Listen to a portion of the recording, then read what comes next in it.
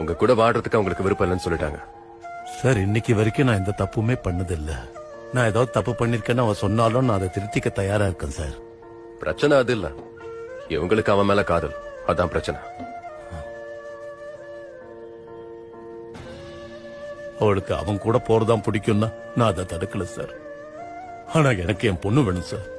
என் பொண்ணு இல்லாம என்னால வாழ முடியாது சார். அதோட எனக்கு தெரிஞ்சு ஒரு மேல எந்த தப்பும் கிடையாது. அதனால நான் ஒரு முடிவு சொல்றேன். திங்கள்ல இருந்து வெள்ளி வரைக்கும் குழந்தை உங்ககிட்ட இருக்கட்டும், சனி ஞாயிறு அவர்கிட்ட. எனக்கு சம்மதம். குழந்தைய நான் அவர்கிட்ட அனுப்ப மாட்டேன் சார். இப்படியே பேசிட்டு இருந்தா எப்படிமா? ஒரு முடிவுக்கு வரணும் தானே கூப்பிட்டது. அப்ப 2 பேர் சைட்லயும் பாக்கணும்ல.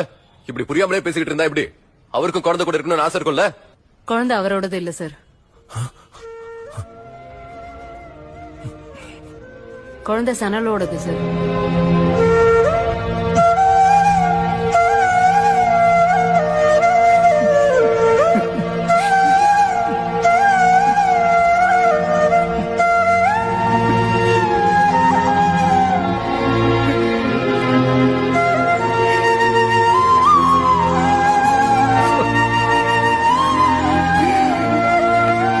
வெளியே தாண்ட பசு அடி வாங்கிதான் சாகுன்னு பழமொழி இருக்கு.